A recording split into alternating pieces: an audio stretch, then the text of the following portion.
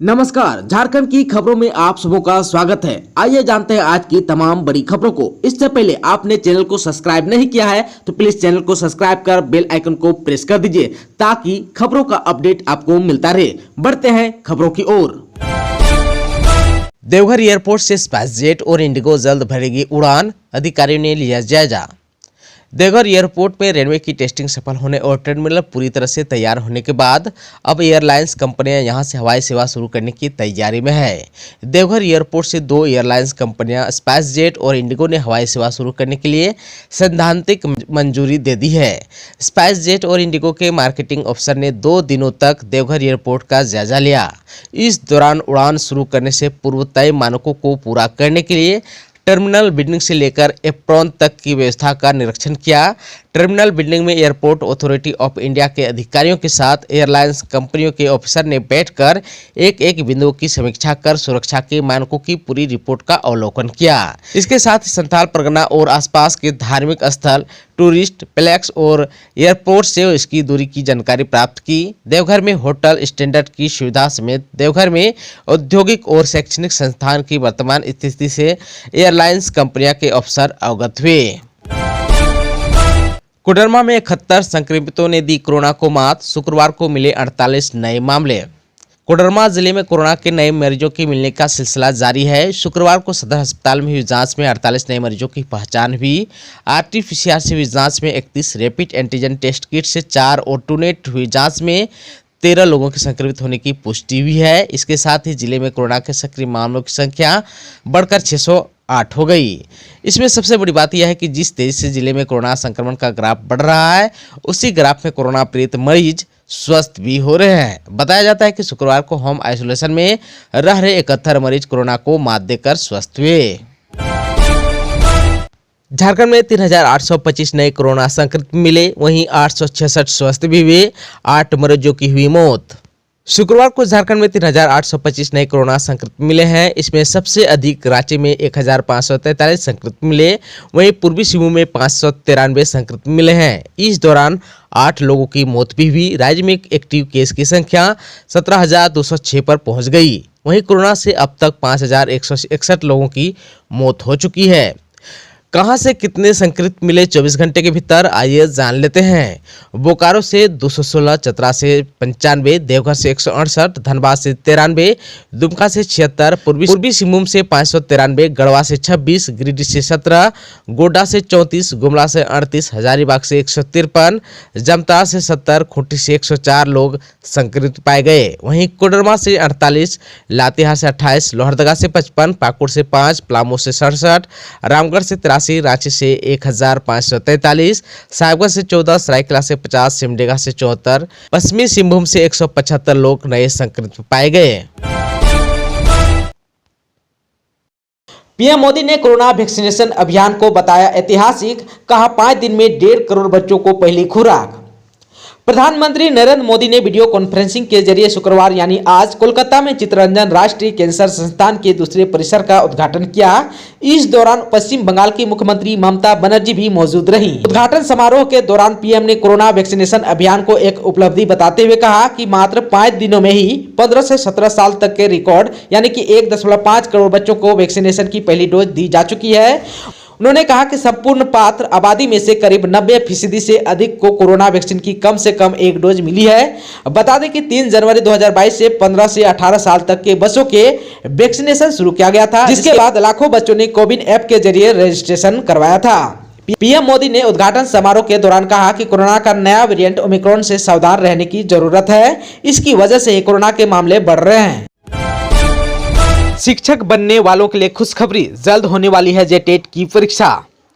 झारखंड शिक्षक पात्रता परीक्षा नियमावली को विधि एवं वित्त विभाग से स्वीकृति मिल गई है। स्कूली शिक्षा एवं साक्षरता विभाग ने संशोधित नियमावली वित्त विधि एवं कार्मिक विभाग को भेजा था। कार्मिक विभाग से स्वीकृति के बाद इसे कैबिनेट की स्वीकृति के लिए भेजा जाएगा।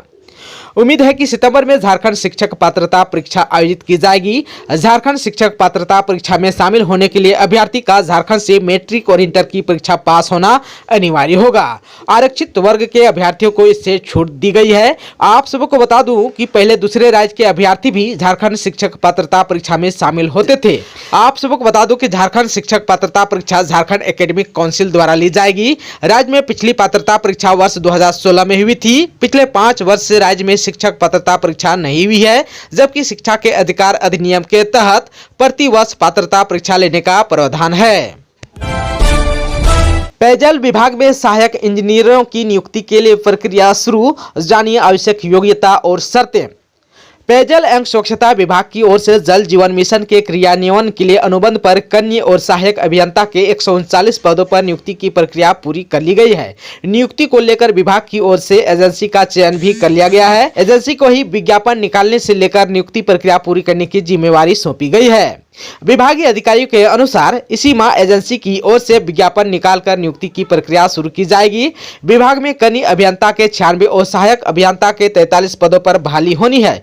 नियमावली में बहाली के लिए झारखंड से मैट्रिक और इंटर होना अनिवार्य किया गया है। स्वास्थ्य विभाग ने जारी किया होम आइसोलेशन के लिए नई गाइडलाइन, इन नियमों का पालन करना जरूरी।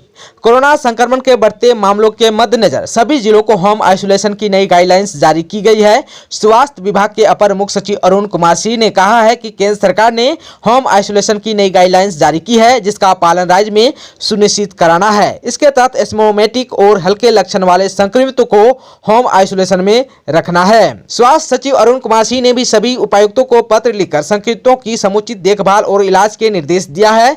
आदेश में कहा गया है कि oxygen bed, PSA plant, ventilator आदि का समुचित उपयोग किया जाए। वहीं आगामी 60 दिनों का आकलन करते हुए आवश्यक तैयारी की जाए।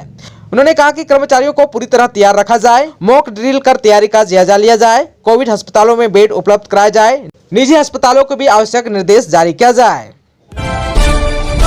बदलेगा झारखंड में मौसम का मिजाज, 9 से 12 जनवरी तक कई जिलों में होगी बारिश, बढ़ेगी ठंड।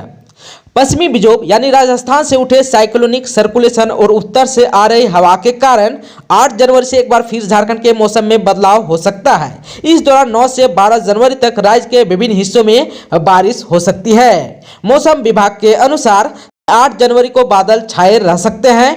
9 जनवरी को दोपहर बाद से रांची सहित पलामू, गढ़वा, गुमला, लोहरदगा, सिमडेगा, लातेहार, चतरा, रामगढ़ आदि कई इलाकों में गर्जन के साथ हल्की बारिश हो सकती है। 10 से 12 जनवरी 2022 तक पूरे झारखंड में अच्छी बारिश होने का पूर्व अनुमान लगाया गया है।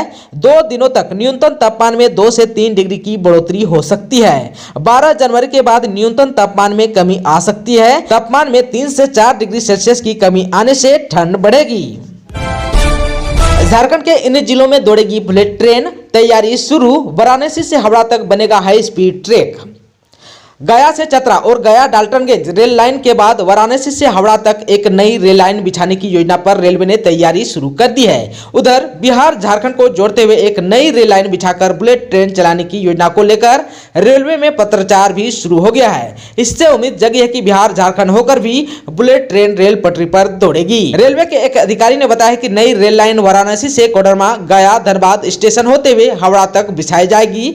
इस रेल लाइन पर सिर्फ बुलेट ट्रेन चलाई जाएगी। इसके लिए हर स्तर पर तैयारियां शुरू की जाएंगी। जेपीएससी यानी कि असिस्टेंट प्रोफेसर के लिए 11 और 12 जनवरी को होगा इंटरव्यू। जाने साक्षात्कार से संबंधित जरूरी बातें। जेपीएससी राज्य के विश्वविद्यालय में इतिहास विषय में असिस्टेंट प्रोफेसर के 27 पद पर नियुक्ति के लिए 83 उम्मीदवारों का साक्षात्कार लेगा। इनका इंटरव्यू 11 और 12 जनवरी को लिया जाएगा, जबकि इन अभ्यर्थियों के कागजात का सत्यापन 10 और 11 जनवरी को आयोग कार्यालय में ही किया जाएगा।